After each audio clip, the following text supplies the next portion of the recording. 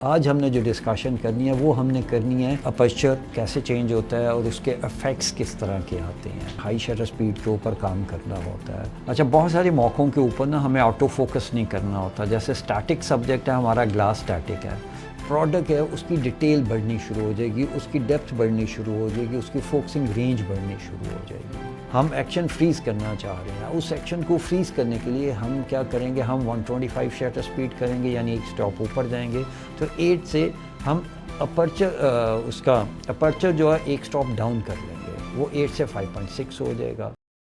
Distance इतना ज़्यादा होता है, स्पोर्ट्स किसी भी किस्म की हो, तो उसके अंदर आपको अवेलेबल लाइट में काम करना होता है। उसके अंदर किसी किस्म की फ़्लैश लाइट या कोई चीज़ हम यूज़ नहीं कर सकते, क्योंकि एक तो प्लेयर की कॉन्सेंट्रेशंस ख़राब होती हैं और दूसरा ये कि वो आंखों में पड़ती है, मतलब मुख्तलिफ रीज़न्स के ऊपर वो अलाउड नहीं होता है जब एक्चुअल स्पोर्ट्स कवर कर रहे होते हैं। हाँ, जब हम किसी स्पोर्ट्स गियर की तस्वीरें खींच रहे हैं, हम आर्टिफिश कर रहे हैं कि यार आपने किक मारनी है, हमने उसको इस तरह से फ्रीज़ करना है, तो वहाँ पे फ्लैश यूनिट्स या फ्लैश लाइट्स के साथ हम कवर कर लेते हैं।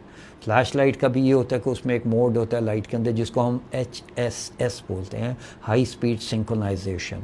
हाई स्पीड सिंक्रोनाइजेशन भी ऐसे होती है कि आम तौर पे फ्लैश यूनिट हो, स्ट्रोब हो, फ्लैश गन हो, वो जौन सी है ना 250 मैक्सिमम 250 के ऊपर जौन सी है कैमरे के शटर के साथ सिंक कर रही होती है। उसकी सिंक्रोनाइजेशन स्पीड जो है वो 250 अपर्चर।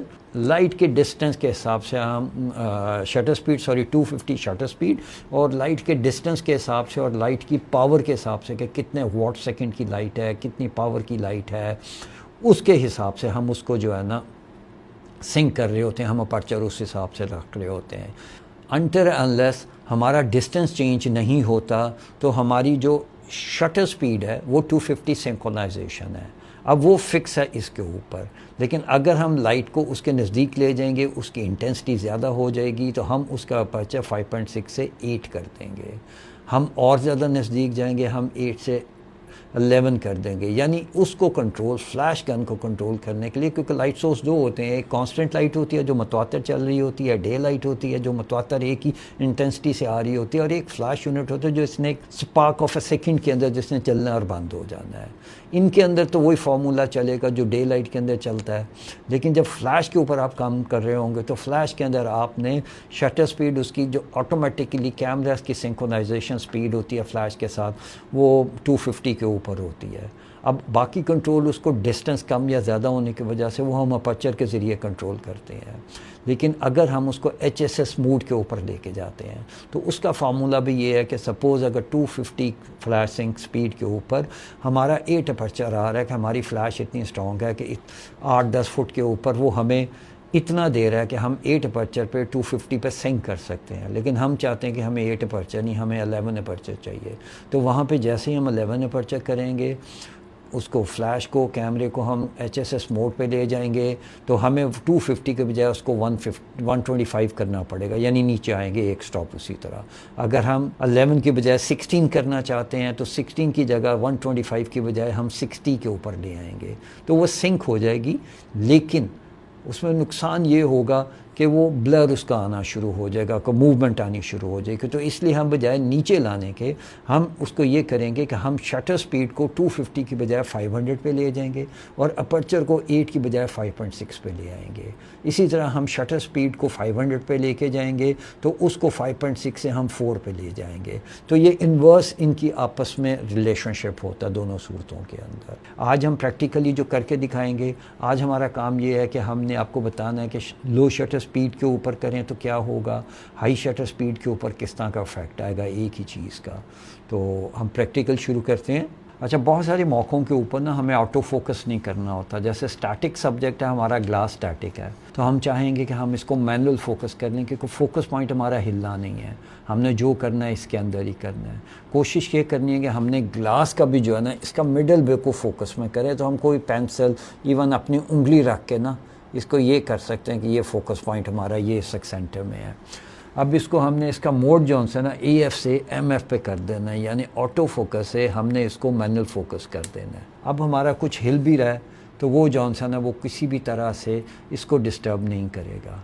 हर कैमरे के अंदर ना ऑटो फोकस, मैनुअल फोकस दोनों मोड्स होते हैं। ज़्यादातर हम काम जब कर रहे होते हैं तो हम ऑटो फोकस के ऊपर कर रहे होते हैं, लेकिन कुछ काम ऐसे होते हैं जो मैनुअल फोकस पे करने होते हैं कि जहाँ हमें पता है कि कैमरा भी हमारा स्टैटिक है, सब्जेक्ट की जिसकी तस्वीर खींचनी है उसका डिस्टेंस भी स्टैटिक है, तो ये उसका फोकसिंग रिंग यहाँ पे होता है कि यहाँ से हम उसको फोकस कर सकते हैं। तो ये हमें बता देगा यार ये आउट हो रहा है, ये इन हो रहा है, तो उसके मुताबिक ये हम इसको सेट कर लेते हैं बिल्कुल कि अभी हमें ये बता रहा है कि इसकी रेड लाइन जो जहाँ पे आ रही हैं वो फोकस इतना एरिया है उसका। अब इसमें हम थोड़ी सी ना कोई पानी, लिक्विड, कोई भी चीज़ हम डालेंगे तो हमें पता लगेगा कि ये क्या हो रहा है। सनी थोड़ा ऊपर से डालिए।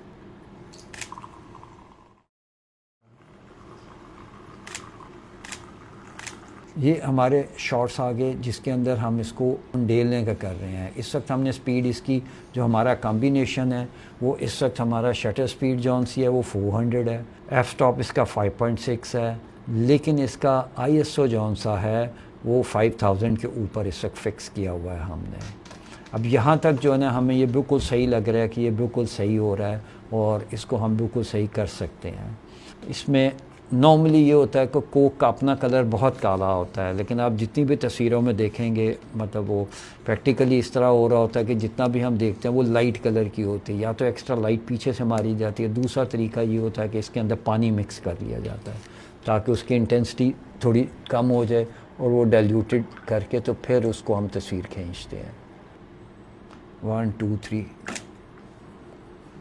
अब ये हमने प्रैक्टिकली भी करके आपको दिखा दिया कि हमने किस तरह से क्या कवर किया है और किस वक्त हम ज़्यादा से ज़्यादा इसकी शटर स्पीड को हाई करते चले जाएंगे हमें उस सेक्शन को फ्रीज़ करने के लिए। अब ये डिपेंड करता है कि आपकी स्पोर्ट्स जो है कौन सी है, उसके अंदर मूवमेंट कितनी ज़्यादा है, आप किस सिचुएशन के अंदर काम कर रहे हैं, आप किस स्पोर्ट्स के लिए काम कर रहे हैं, आप किस सब्जेक्ट के लिए काम कर रहे हैं, उसी हिसाब से आप इसकी शटर स्पीड बढ़ाते चले जाएंगे। तो कुछ हम आगे जो है ना प्रैक्टिकली सिर्फ इसी के ऊपर हम सिर्फ प्रैक्टिकल करेंगे कि किस वक्त हम किस शटर स्पीड पे काम कर रहे होते हैं, किस अपर्चर पे काम कर रहे होते हैं और उनके इफ़ेक्ट्स क्या होते हैं, क्योंकि ये अभी एक वर्बल लेक्चर ज़रूर है जिससे आपको थोड़ा शायद कन्फ्यूजन भी हो, लेकिन फिर भी यही है कि आपके कोई क्वेश्चन हो तो आप ज़रूर इसके अंदर हमारे से पूछें, हम उनका आंसर करेंगे। तो अभी ये हम कर रहे हैं कि हम ये को यहाँ पे वाइंड अप कर रहे हैं। तो इंशाल्लाह नेक्स्ट जो 2 हमारे लेक्चर्स होंगे हम कोशिश करेंगे कि हम उसके अंदर जो है ना अलग-अलग इसका सिर्फ प्रोडक्ट रख के उनके साथ काम करके आपको बता सकें कि किसका क्या इफ़ेक्ट आ रहा है। Thank you.